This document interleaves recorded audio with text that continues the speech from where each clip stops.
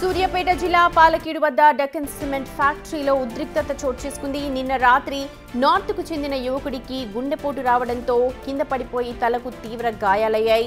వెంటనే యువకుడిని మిర్యాలగూడ హాస్పిటల్కి తరలిస్తూ ఉండగా మార్గ మధ్యంలోనే అతను చనిపోయాడు. మృతదేహాన్ని నేరుగా యువకుడి సొంత ఊరికి తరలించింది యాజమాన్యం. దీంతో ఆగ్రహానికి లోనైన కార్మికులు ఫ్యాక్టరీ ముందు ఆందోళనకు దిగారు. బాధిత కుటుంబానికి న్యాయం చేయాలి అంటూ డిమాండ్ చేశారు. వీళ్ళని అడ్డుకునేందుకు వెళ్లిన పోలీసులపై కూడా రాళ్లతో దాడి చేశారు కార్మికులు. ఈ దాడిలో పోలీసు వాహనం అద్దాలు ధ్వంసమయ్యాయి. దీంతో డెక్కన్ ఫ్యాక్టరీ దగ్గర ఒకంత టెన్షన్ వాతావరణం నెలకొంది.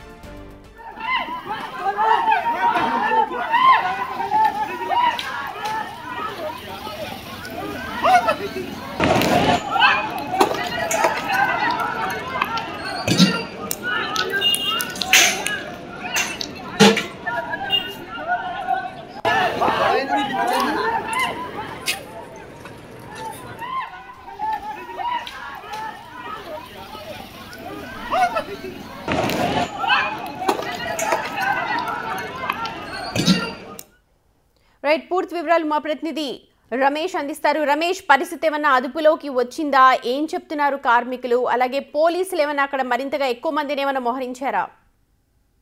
అదనపు బలగాలు మోహరించేసరికి పరిస్థితి కాస్త అదుపులోకి వచ్చింది. కానీ ముందుగా మనం చూస్తున్నటువంటి దిశలో ఒక దశలో చూసినట్లయితే పరిస్థితి ఉద్రిక్తంగా మారింది. పెద్ద ఎత్తున అంతా కూడా అక్కడ ఉన్నటువంటి లేబర్ అంతా కూడా రాళ్లతో కూడా కంపెనీపై దాడి చేయడం జరిగింది. అదేవిధంగా అక్కడ ఉన్నటువంటి పోలీస్ వాహనాలపై కూడా మొత్తం ఎక్కడికక్కడ పోలీస్ వాహనాల అద్దాలను కూడా ధ్వంసం చేయడం జరిగింది. ఈ సూర్యాపేట జిల్లాలోని ఈ డెక్కన్ ఫ్యాక్టరీలో పనిచేస్తున్నటువంటి వినోద్, ఇతను యూపీకి చెందినటువంటి లేబర్ గా పనిచేస్తున్నాడు. అయితే అతను గుండెపోటుతో మృతి చెందడం జరిగింది. అయితే ఆ మృతి చెందడానికి ఆ యాజమాన్యానికి ఎలాంటి సంబంధం లేదు. అతను కేవలం అక్కడ పనిచేస్తున్నటువంటి క్రమంలో ఎలాంటి ప్రమాదం జరగలేదు. అతను అక్కడే ఉండి బట్టలు ఉతుకుతుండగా కాలు జారి కింద పడిపోవడం జరిగింది. ఆసుపత్రికి తరలించే లోపు మృతి చెందిన జరిగింది. ఈ విషయానికి అదేవిధంగా కంపెనీకి ఎలాంటి సంబంధం లేదని కూడా కంపెనీ వారు అంటున్నారు. కానీ అక్కడ ఉన్నటువంటి మొత్తం లేబర్ అంతా కూడా పెద్ద ఎత్తున దీనికి బాధ్యత వహించాలి. కంపెనీ యాజమాన్యం అంతా కూడా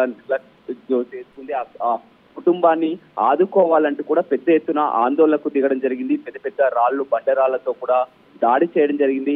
ఆ పోలీసులపై కూడా రాళ్లు రువ్వడం జరిగింది. విషయం తెలుసుకున్న వెంటనే సూర్యాపేట ఎస్పీ నరసింహ అదనపు బలగాలతో అక్కడికి బయలుదేరి వారందరూ కూడా ఎక్కడికక్కడ చెదరగొట్టి అక్కడ యాజమాన్యంతో అదేవిధంగా అక్కడ ఉన్నటువంటి స్థానికులతోటి మాట్లాడుతుండగా ప్రస్తుతం మాత్రం పరిస్థితి అదుపులోకి వచ్చిందని చెప్పవచ్చు. అయితే ఇతనికి ప్రమాదం ఎలాంటి కంపెనీ యాజమాన్యం ప్రమాదానికి కారణం అతను పనిచేస్తున్న సమయంలో ఎలాంటి ప్రమాదం జరగలేదు. అతను డ్యూటీ నుంచి దిగిపోయి ఇంటికి వెళ్తున్నటువంటి క్రమంలో అక్కడ ఇంట్లో పనిచేస్తుండగా అతని ఆరోగ్య పరిస్థితి బాలేక చనిపోయారు. కానీ కంపెనీకి ఇతనికి ఎలాంటి సంబంధం లేదని కంపెనీ యజమానులు చెప్తున్నప్పటికీ కూడా ఉన్నటువంటి స్థానికులంతా కూడా రమేష్, ఈ సంఘటన గుండెపోటు వచ్చి చనిపోయాడు వినోద్ అనే వ్యక్తి, అది తెలియక లేకపోతే మిస్కమ్యూనికేషన్ అయిందా? చూస్తున్నాం విజువల్స్ లో ఎంత ఘోరం. ఒక పోలీస్ ఆఫీసర్ అంటే ఒక పోలీస్ అతనని ఎంతమంది అక్కడ వెంబడించి మరీ కొడుతున్నారు చూస్తున్నాం. రాళ్లతోటి కూడా కొట్టారు. అలాగే రాళ్లు రువ్విన విజువల్స్ కూడా ప్రస్తుతం ఎంత భయానక సిచ్యువేషన్ ఉందో మనకు అక్కడ తెలుస్తోంది. మరి ఎవరైతే విధుల్లో ఉన్న ఆఫీసర్ పైన కావచ్చు, విధుల్లో ఉన్న కానిస్టేబుల్ ఎవరైనా సరే వాళ్ళపైన ఇలా దాడికి పాల్పడ్డం అన్నది 100% తప్పు. వాళ్ళపైన ఏమైనా యాక్షన్ తీసుకునే అవకాశం ఉందా, లేకపోతే యాజమాన్యం ఏమీ చూడట్లేదా? ఖచ్చితంగా, ఎందుకంటే ఎవరు కూడా ముందుగా ఊహించలేదు. ఇంత పెద్ద ఎత్తున దాడి చేస్తారని ఎవరు ఊహించలేదు. స్థానికంగా ఉన్నటువంటి పోలీసులు మొదటగా ఒక వాహనం వచ్చింది. ఆ వాహనాన్ని వెంబడించి కూడా మొత్తం రాళ్లతో కూడా అద్దాలు కూడా ధ్వంసం చేసినటువంటి పరిస్థితి కనిపించింది. పరిస్థితి అంశంతో కూడా అదనపు బలగాలు కూడా అక్కడికి మోహరించినటువంటి పరిస్థితి కనిపిస్తుంది. తీరా యాజమాన్యంతో అక్కడ ఉన్నటువంటి డిమాండ్ తో కూడా మాట్లాడినప్పటికీ కూడా సర్దుకోలేదు. పూర్తిగా కంపెనీలో గత కొంతకాలంగా పనిచేస్తున్నారు. ఖచ్చితంగా చనిపోయిన కుటుంబానికి వీరే బాధ్యత వహించాలి, కంపెనీ యాజమాన్యం బాధ్యత వహించాలి. గుర్తుచప్పుడు కాకుండా ఏ విధంగా ఇంటికి చేరుస్తారు. రమేష్, మీరు ఒక్క నిమిషం లైన్ లో అలాగే ఉండండి. ఒక్కసారి విజువల్స్ ని నేను డిస్క్రైబ్ చేస్తాను. చూడొచ్చు, పోలీస్ వాహనం TS09 పోలీస్ వాహనం పైన ఎంత పెద్ద పెద్ద బండరాయితోటి అద్దాలను పగలగొట్టారో, చిన్న చిన్న రాళ్లతో, అలాగే కర్రలతో, లాఠీలతో అక్కడ పోలీసుని వెంబడించి మరీ తరిమి కొట్టారు. అక్కడ ఉన్న కార్మికులు కావచ్చు, లేకపోతే వాళ్ళందరూ ఎవరు అన్నది ప్రస్తుతం అయితే ఐడెంటిఫై చేస్తున్నారు. ఒక్క పోలీసే మనకు అక్కడ కనిపిస్తున్నారు. అక్కడ విధుల్లో జనరల్గా ఉండే పోలీస్ అయి ఉండొచ్చు. రాళ్లు రువ్వుతూ ఉన్నారు అక్కడ కార్మికులందరూ కూడా. లోపల అసలు ఏం జరిగిందో కూడా ఇంకా వాళ్ళకి కమ్యూనికేట్ అయిందో లేదో తెలియదు. ఒక పోలీసును వెంబడించారు. ఒక దాదాపు 6-7 మంది వెంబడించి మరీ తరిమి కొట్టిన విజువల్స్ నిజంగా భయానకంగా కనిపిస్తున్నాయి. అలాగే వెహికల్ చూడొచ్చు ఇక్కడ. అక్కడ నిలిపి ఉన్న వెహికల్ TS09PA5220 ఈ వెహికల్ అక్కడ సూర్యాపేటలో ఆగి ఉంది డెక్కన్ సిమెంట్స్ ప్రాంతంలో. ఆ వెహికల్ మీద కూడా ఎంత పెద్ద బండరాయితోటి ఆ అద్దాలన్నీ కూడా పగలగొట్టారో మనం చూస్తూ ఉన్నాం. చాలా భయానక వాతావరణం సూర్యాపేటలో కనిపించింది. అయితే ఈ ఘటనకు అసలు యాజమాన్యానికి సంబంధం లేదు అని అంటూ స్వయంగా బంధువులే చెప్తూ ఉన్నారు. చూడొచ్చు ఆ వెహికల్ మీద ఎంత పెద్ద బండరాయితోటి దాన్ని పగలగొట్టే ప్రయత్నం చేశారో. ఆ ముందు ఫ్రంట్ మిర్రర్ పగలకపోవడంతో దాన్ని అక్కడే అలాగే పడేశారు. ఆ చుట్టుపక్కల చిన్న రాళ్లతోటి మొత్తం వెహికల్ చుట్టూరా కూడా మొత్తం అద్దాలన్నీ కూడా పగిలిపోయి కనిపిస్తూ ఉన్నాయి. ఒక్కసారిగా మాబ్ అంటే మొత్తం గుంపంతా కూడా అటాక్ చేసింది. ఒక్క పోలీస్ని ఒక 10 మంది దాకా తరిమి కొడుతూ ఉన్నారు. రాళ్లు కూడా అక్కడ రువ్వారు. మనం చూస్తున్నాం విజువల్స్లో. ఒక్కసారిగా భయంకర వాతావరణం అక్కడ డెక్కన్ సిమెంట్స్ ప్రాంగణంలో కనిపించింది. దీంతో పోలీసులు అదనపు బలగాలను అక్కడ మోహరించినట్టుగా తెలుస్తోంది. ప్రస్తుతం అదుపులో ఉన్నప్పటికీ కూడా పోలీసుల్ని ఎవరైతే తరిమి కొట్టారో, రాళ్లు రువ్వారో వాళ్ళందరినీ కూడా ప్రస్తుతం ఐడెంటిఫై చేస్తూ ఉన్నారు.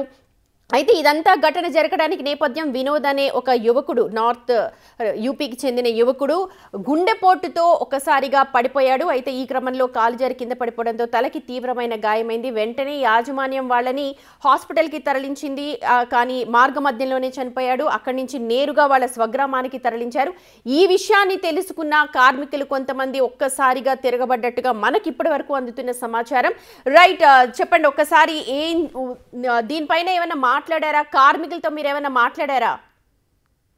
కార్మికులంతా కూడా యూపీ, బీహార్ కు చెందిన వారు. ఆ సిమెంట్ కంపెనీలో దాదాపు 2000 మంది వరకు కూడా పనిచేస్తుంటారు. వారికి అందులోనే స్థానికంగా నివాసాలు ఉంటాయి. అయితే ఈ క్రమంలోనే రాత్రి ఎప్పుడైతే ఈ సంఘటన చోటు చేసుకుంది అప్పుడు ఎవరికి కూడా ఈ విషయం తెలియదు. తర్వాత అతను మృతి చెందారన్న విషయం తెలుసుకొని కూడా మొత్తం కంపెనీ ఎదుట మొత్తం అందులో పనిచేస్తున్నటువంటి లేబర్ అంతా కూడా యూపీ, బీహార్ వాళ్ళు వందలాది మందిగా కూడా ఒక్కసారిగా రాళ్లు రుబ్బినటువంటి పరిస్థితి కనిపిస్తుంది. అయితే అప్పుడు పోలీసులు కూడా స్థానికంగా ఆ 2-3 ఉండడం, వారి యొక్క వాహనాన్ని మొత్తం పూర్తిగా ధ్వంసం చేస్తున్నటువంటి విజువల్స్ కూడా చూడడం జరిగింది. పెద్ద బండరాయితో కూడా మొత్తం అద్దాలను ఎక్కడికక్కడ ధ్వంసం చేశారు. అయితే ఆ వినోద్ ఎవరైతే పనిచేస్తున్నటువంటి వ్యక్తి, ఆ కంపెనీలో ఎలాంటి ప్రమాదం జరగలేదు, అతనికి ఈ కంపెనీ యాజమాన్యం ఎలాంటి తప్పిదం లేదని కూడా యాజమాన్యం చెప్తున్నటువంటి పరిస్థితి కనిపిస్తుంది. అయితే అతను పని ముగించుకొని అక్కడ స్థానికంగా నివాసం ఉంటారు కాబట్టి ఇంటికి వెళ్ళిన క్రమంలో అక్కడ ప్రమాదం జరిగింది. బట్టలు ఉతుకుతుండగా అతను కాలు జారి కింద పడడం జరిగింది. వెంటనే ఆ ఘటన స్థలానికి చేరుకొని కూడా అతన్ని మిర్యాలగూడ ఆసుపత్రికి తరలించగా అక్కడ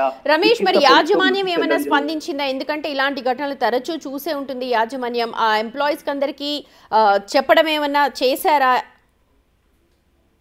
ఆ యూనియన్ నాయకులతో కూడా యాజమాన్యం మాట్లాడుతున్నప్పటికీ కూడా వీరంతా కూడా ఉన్నటువంటి లేబర్ ఎవరు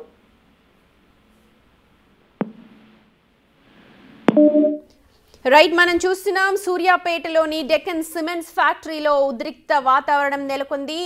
నిన్న యువకుడు వినోద్ అనే యువకుడు గుండెపోటుతో కింద పడిపోయాడు. తలకి తీవ్ర గాయమై రక్తస్రావమైంది. వెంటనే హాస్పిటల్కి తరలించే క్రమంలో మార్గ మధ్యంలోనే అతను చనిపోయాడు. అయితే వెంటనే యాజమాన్యం అతని మృతదేహాన్ని వాళ్ళ స్వగ్రామానికి తరలించింది. అయితే ఇది యూనియన్స్కి చెప్పినట్టుగా అయితే మనకు తెలుస్తోంది. మరి ఎక్కడ కమ్యూనికేషన్ అంటే సరిగా వాళ్ళు ఇన్ఫర్మేషన్ ఇవ్వలేదా, ఎందుకు ఇలా జరిగింది అన్నదైతే మనకు ప్రస్తుతానికి తెలియట్లేదు. యాజమాన్యం కూడా దీనిపైన ఇంకా ఏం స్పందించలేదు. పోలీసులు మాత్రం ప్రస్తుతం అదనంగా అక్కడికి చేరుకున్నారు. అంత పరిస్థితిని అంతా కూడా కంట్రోల్ చేశారు. ఈ ఘటన జరిగినప్పుడు వాళ్లకు ఈ వినోద్ అనే యువకుడు చనిపోయాడు, ఇలా యాజమాన్యం స్వగ్రామానికి తరలించింది తెలిసినప్పుడు ఒక 2 కానిస్టేబుల్స్ మాత్రమే అక్కడ ఉన్నారు. కోపం కట్టలు తెంచుకున్న కార్మికులందరూ కూడా ఆ ఒకానొక కానిస్టేబుల్ కావచ్చు, లేకపోతే అధికారి ఎవరైతే ఉన్నారు యూనిఫామ్లో అతన్ని తరిమి కొడుతూ ఉన్నారు. లాఠీలు చేతిలో పట్టుకుని ఉన్నారు, కర్రలు చేతిలో పట్టుకొని, రాళ్లు చేతిలో పట్టుకొని ఒక పోలీస్ ఆఫీసర్ వెనక ఒక 10 మంది దాకా మూకుమ్మడిగా దాడి చేశారు. చూడొచ్చు ఎంత భయంకరంగా ఉన్నాయో విజువల్స్ అవన్నీ కూడా. కూడా ఒక్కసారిగా 10 మంది ఒక్కగానొక్క ఆఫీసర్ వెనకపడ్డారు. ఏం చేయలేని సిచ్యువేషన్లో ఆఫీసర్ కూడా ఒక పరుగు లంఘించుకున్నారని చెప్పాలి. ఆ తర్వాత కనిపించిన వెహికల్ మీద కూడా పెద్ద పెద్ద బండరాళ్లతో దాడి చేశారు. చిన్న రాళ్ళు పెద్ద రాళ్ళని తేడా లేకుండా అసలు కనిపించిన వాహనాన్ని కనిపించినట్టుగా ఒక్కగానొక పోలీస్ వాహనం ఉంది అక్కడ, దాని మీద వాళ్ళ ప్రతాపం అంతా చూపించారని చెప్పాలి. పెద్ద బండరాయే దానికి సాక్ష్యం అక్కడ మనకు తెలుస్తోంది. ఇది తెలుసుకున్న యాజమాన్యం వెంటనే యూనియన్స్తో మాట్లాడింది. అలాగే పోలీసులు కూడా అదనంగా అక్కడ మోహరించారు. ప్రస్తుతం సిచ్యువేషన్ అయితే కంట్రోల్లో ఉన్నప్పటికీ కూడా ఒకానొక దశలో డెక్కన్ సిమెంట్స్ ప్రాంగణం అంతా కూడా రణరంగాన్ని తలపించిందని చెప్పొచ్చు. ఈ విజువల్స్ చూస్తేనే ఎంత భయంకరంగా ఉన్నాయో తెలుస్తోంది.